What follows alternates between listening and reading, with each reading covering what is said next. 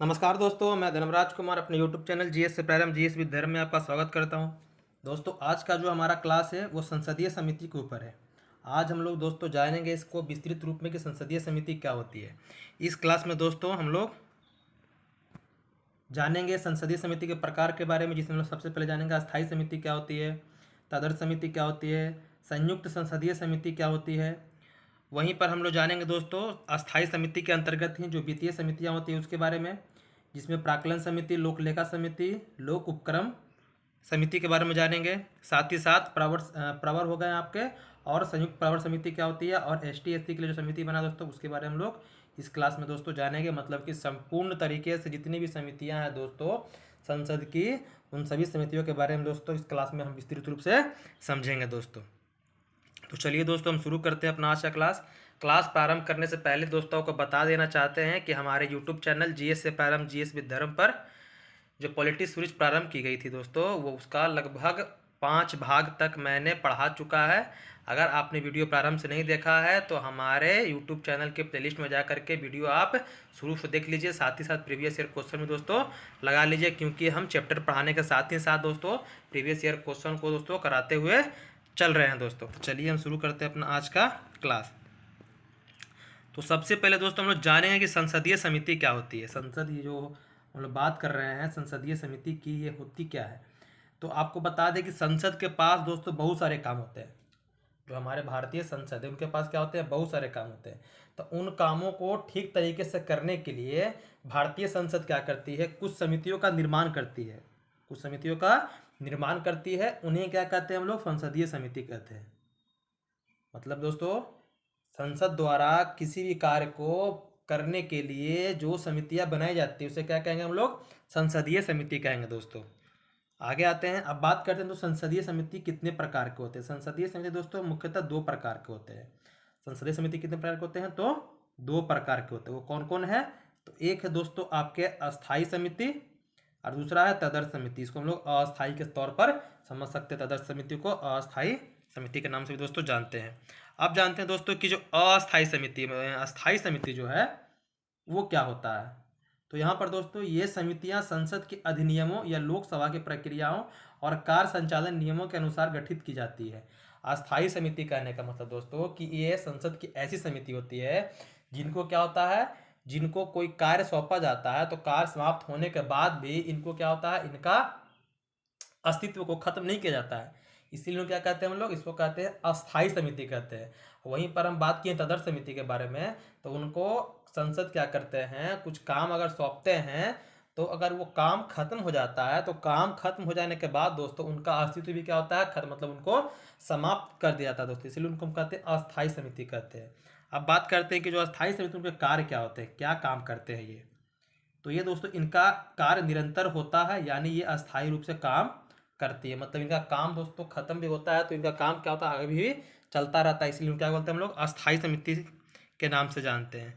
अगर हम इसके उदाहरण की बात करें, किसको हम अस्थायी समिति कहेंगे, तो जो भी वित्तीय समितियां हैं दोस्तों वो क्या है आपके, अस्थायी समिति। वित्तीय समितियां कौन, उसकी चर्चा हम करेंगे आगे। विभाग संबंध अस्थायी समिति, ये भी क्या होते हैं दोस्तों, जो विभाग से संबंधित अलग अलग समितियां बनी होती है वो भी क्या होते हैं आपके अस्थायी समिति के अंतर्गत ही दोस्तों आते हैं। आगे बात करते हैं दोस्तों हम लोग प्रमुख वित्तीय समितियां। बात किए वित्तीय समितियां क्या होती है, तो वित्तीय समिति दोस्तों यहाँ याद रखिएगा मुख्य रूप से 3 होते हैं। कौन कौन होते हैं, एक आपके प्राक्कलन समिति जिसको हम लोग एस्टिमेट्स कमेटी के नाम से भी दोस्तों जानते हैं, लोक लेखा समिति, पब्लिक अकाउंट्स कमेटी, सार्वजनिक उपक्रम समिति, committee of public under takings. मतलब कि ये जो आप देख रहे हैं दोस्तों सार्वजनिक उपक्रम, इसको हम लोग कहीं कहीं लोक उपक्रम समिति के नाम से भी दोस्तों जानते हैं। तो ये तीनों जो समितियां हैं दोस्तों क्या है, ये वित्तीय समितियां है। कभी कभी आपसे प्रश्न कर देगा कि निम्नलिखित में से कौन ऐसी समिति है जो वित्तीय समिति के अंतर्गत नहीं आती है। तो ये तीनों के अलावा जो भी रहेगा दोस्तों वित्तीय समिति के अंतर्गत नहीं आता। अब ये तीनों को दोस्तों हम समझते हैं कि क्या होता है प्राक्कलन समिति। तो सबसे पहले दोस्तों जानते हैं कि प्राक्कलन समिति क्या होता है, एस्टिमेट्स कमेटी क्या होता है।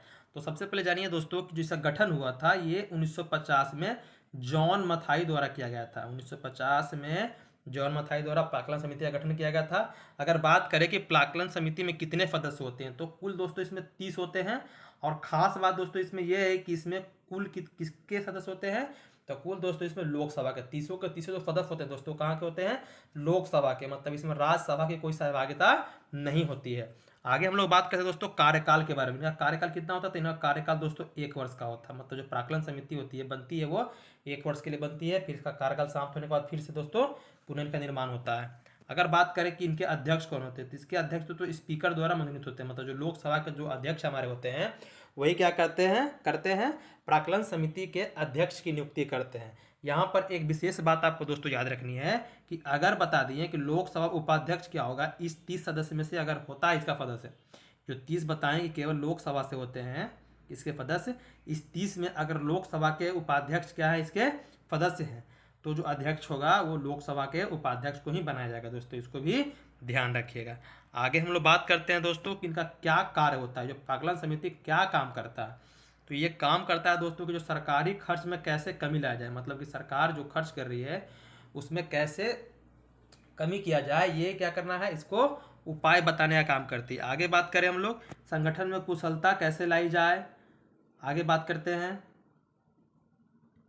सबसे बड़ी प्रशासन में कैसे सुधार किया जाए, ये सब चीज़ें हैं। ये सब चीज़ों के लिए क्या करती है, रिपोर्ट तैयार करके सरकार को देती है दोस्तों, संसद में ये अपना पेश करती है कि ये कैसे है क्या नहीं है। आगे बात करते हैं इसके बारे में कि जो प्राक्कलन समिति के बारे में, कि जो प्राक्कलन समिति होती है ये सबसे बड़ी संसदीय समिति होती है। अगर आपसे पूछ दे कि संसद की सबसे बड़ी जो समिति होती है कौन होती है, तो वो प्राक्कलन समिति दोस्तों होती है।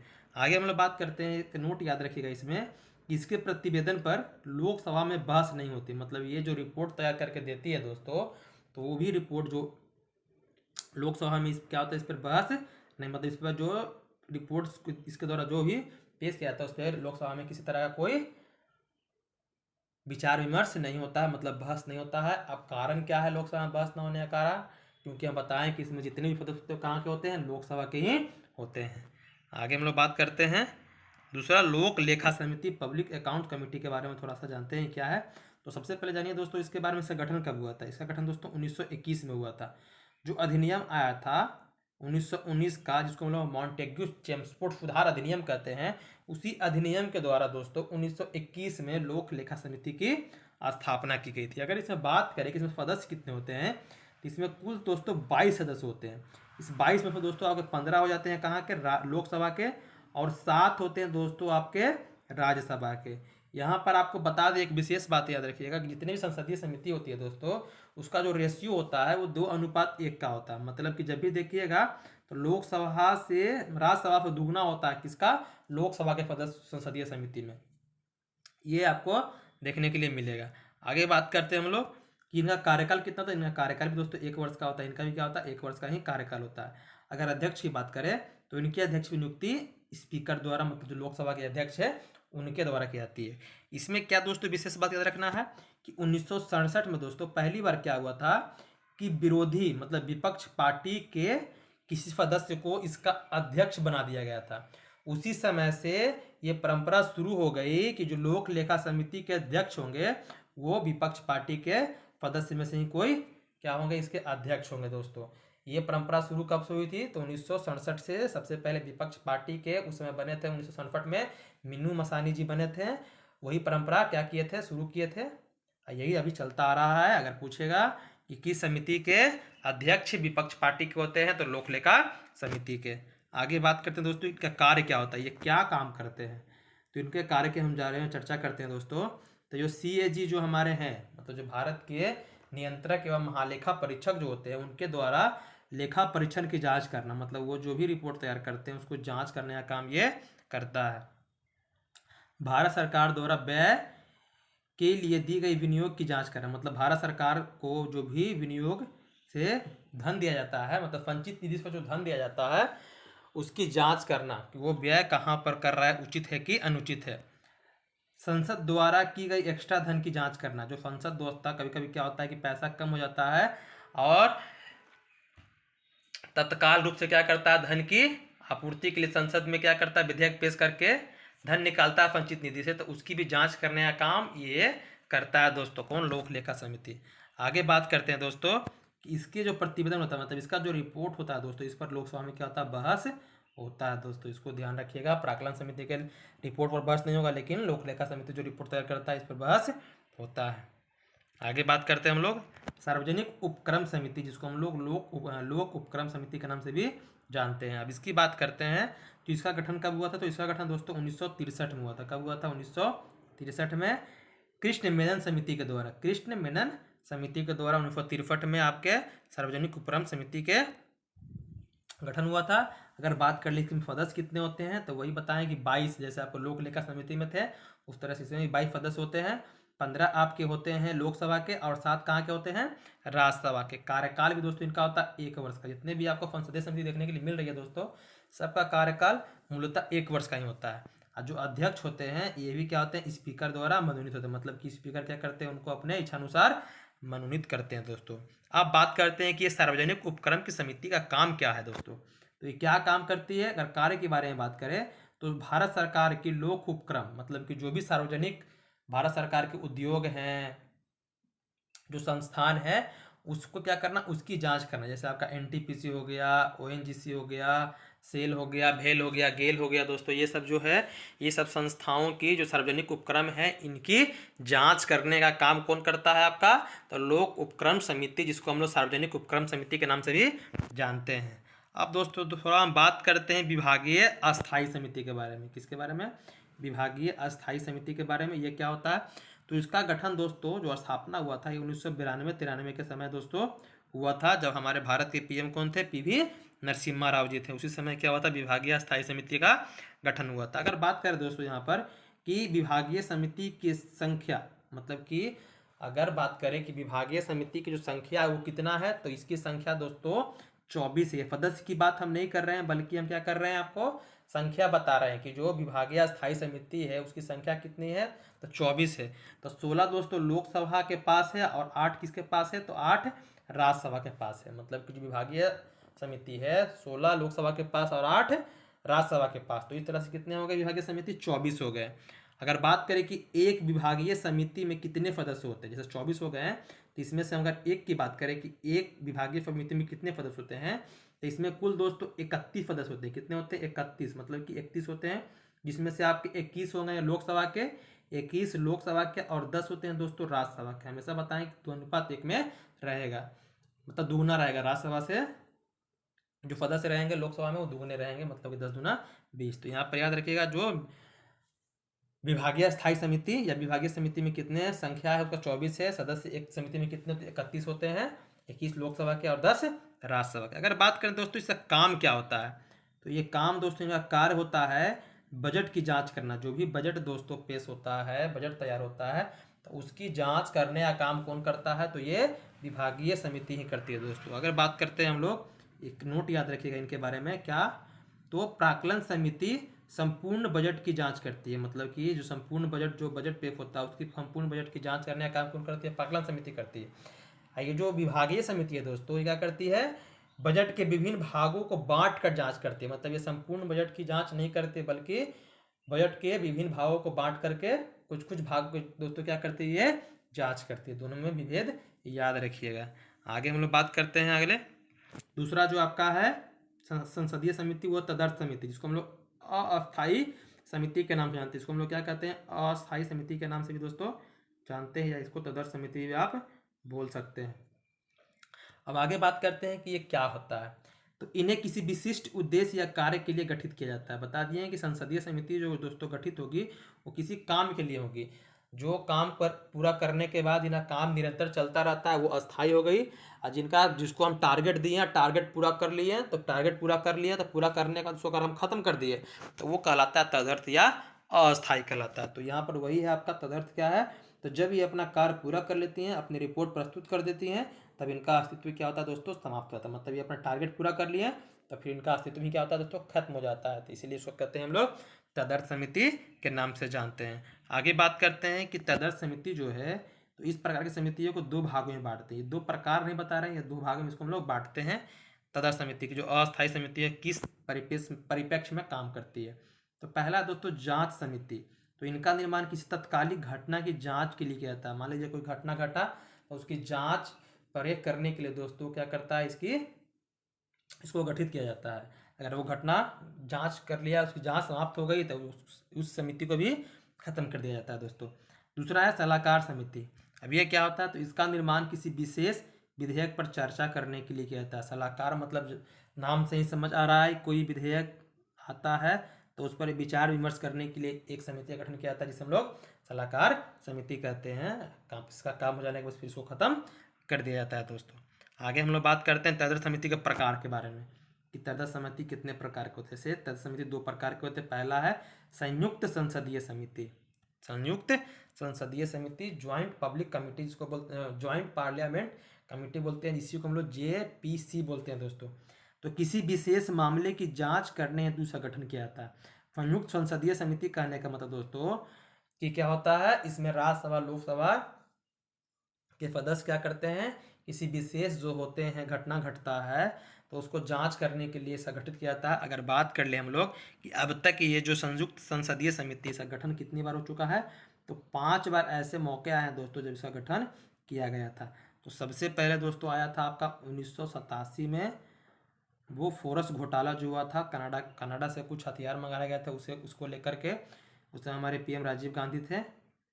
87 में इसका गठन किया गया था। अगला आपका है जो हर्षद मेहता घटना जो घटा था 1992 में, शेयर मार्केट घोटाला। 1999 में आपका प्रतिभूति मार्केट घोटाला। 2002 में कोल्ड ड्रिंक्स मिलावट घोटाला और 2009 में 2G स्पेक्ट्रम घोटाला। इन 5 मौके थे जिसको लेकर के संयुक्त संसदीय समिति दोस्तों गठित की गई थी। अगर इसकी बात की हम कि सदस्यों की संख्या निश्चित नहीं है इसमें, लेकिन अनुपात बता दिए कि 2:1 में रहता है। जितनी भी संसदीय समिति है उसमें देखिएगा मुख्यतः आपको 2:1 में ही सदस्य देखने के लिए मिलेंगे।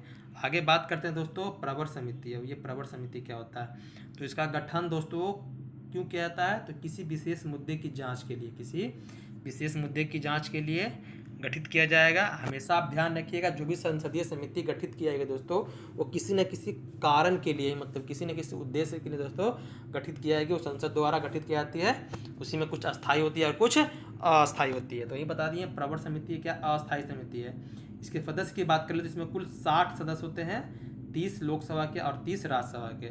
वहीं पर दूसरा अगर बात कर ले हम लोग कि संयुक्त प्रवर समिति क्या होता है, तो ये दोस्तों 45 इसमें सदस्य होते हैं आपके, 30 आपके लोकसभा के और 15 आपके राज्यसभा के दोस्त हैं। कुछ हम अन्य समितियों के बारे में चर्चा कर लेते हैं।